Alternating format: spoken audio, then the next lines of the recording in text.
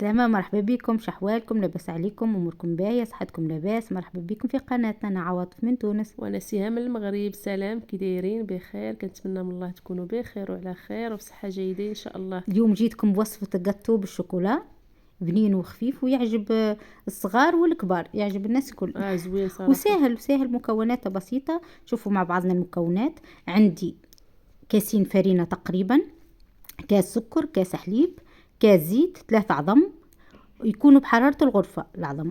عندنا الخميرة، ساشي خميرة، ساشي سكر فانيليا، كاكاو أكحل المر. مر، وكاكاو بالسكر الحلو. اختياري، ومغرفة قهوة نسكافيه. نسكافيه، والا قهوة اللي تذوب كما اللي عندي انا، استعملت سريع القهوة الذوبان. سريعة الذوبان والا نسكافيه باش تعطي نكهة. هنا باش نخلطوا الحليب متاعنا في المولينيكس. المولينكس، اي في الخلاط هذايا الكهربائي. سهله، بطريقه سهله. نحاولوا نعيشوا معاكم يومياتنا لحظه بلحظه. هذا اي. كاس حليب، كاس السكر، نزيدوا كاس الحليب والزيت، ونزيدوا معاهم السكر مع بعضنا. نشوفوا كيفاش طريقه سهله ما تاخذش وقت ومكونات تزيدي بسيطه. باش نزيدوا زوز مغارف كاكاو المر. المرج مع الكبار. وهنا مغرفه من القهوه. مهم. انا عندي قهوه سريعه الذوبان. مهم. ونزيدوا زوز مغارف كاكاو بالسكر. اما الحلو. هذا اختياري، تنجموا تستغنوا عليه. اييه. انا استعملته، ما تنجموا تستغنوا عليه، معناها ماهوش ضروري. ماشي ضروري. نحطوا زوز اللي مغارف. عنده متوفر، اللي ما عندوش ماشي يستعمل مشكل. كاكاو لكن المر. نزيد بزيد سكر وكهو. هنا باش نخلطوهم مع بعضهم باش مده نطحنوا كل شيء. دقيقتين بالضبط. وحضرت الصوص الشوكولا متاعنا. باش ناخذوا الصوص الشوكولا باش نقصوا منها تقريبا كاس غير ربع. هدايا باش نستعملوه بحتالي للتزيين، سيام باش نستعملوه باش نغلفوا به القطو. فهمتوا؟ هذه جاتكم فكره سهله. شويه. كاس غير ربع على نستعمل جنب. بالضبط. باش نغلف به الشوكولا القطو متاع. وبقيه الصوص متاع الشوكولا اللي في الخلاط باش نضيفوا لها بقيه المكونات باش نحضروا القطو متاعنا. باش نزيدوا 3 عظم، نزيدوا معاهم الفاني، سكر فاني باش ينحي شويه كيجي زوين صراحه. ضروري مع العظم. وباش نخلطوهم مع بعضهم باش يندمجوا مع بعضهم الفاني مع العظم. اييه. فيسا مده 5 دقائق. وبعد نزيدوا الفرينه بشويه الفرينه دقيق شويه بشويه. بشويه نزيدوا كاس من الفرينه، خاطر الخلاط مش باش يخلط لنا المكونات كامله الكاسين. فهمتوا؟ نخلطوا كاس نتاع فرينه في الخلاط، نضيفوا بشويه نحطوش مع بعضها الفرينه، نحطوا بشويه في الخلاط. والكاس الثاني نتاع الفرينه نحطوه من بعد يدويا نحركوه.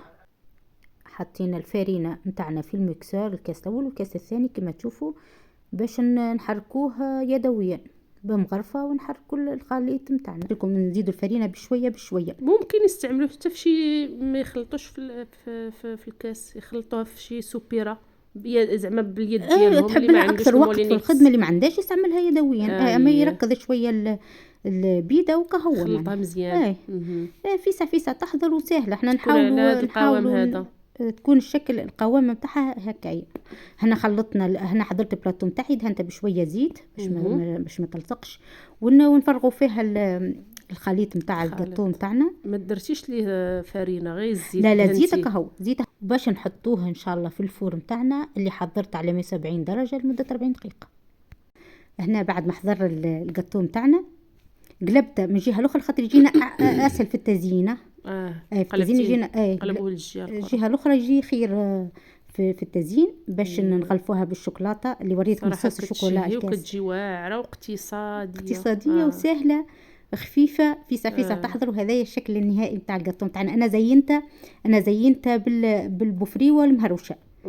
ممكن تزينوا باي حاجه بغيتو، اي حاجه عندكم، ولا تخلوه حتى كاكا جاتو بالشوكولا كاكا. انا هذه طريقه نتاع تزيين اختياري كما تحبوا انتم. ان شاء الله تكون تجي واعره بنينه زين ذقتيها انت. انا عجبتني. ما كاينش شي حاجه كناكلها عندكم وما كتعجبنيش صراحه. ذقتها قبل باش نذوقها تو ان شاء الله. ضروري. وهذا قصيت لكم ترونش باش تشوفوا الجاتو نتاعنا. كيجي واعر وخفيفه العجينه نتاعها خفيفه اسفنجيه وطريه. لا كيجي زوين. جربوها وردوا علينا ان شاء الله. جربوها ان شاء الله تعجبكم. وكما قلت لكم تفرحوا حتى صغار. تعملوها لهم عشويه، تعملوها لهم في كاسكروت سيهان باش تذوقوا وتقول لكم اش قولك.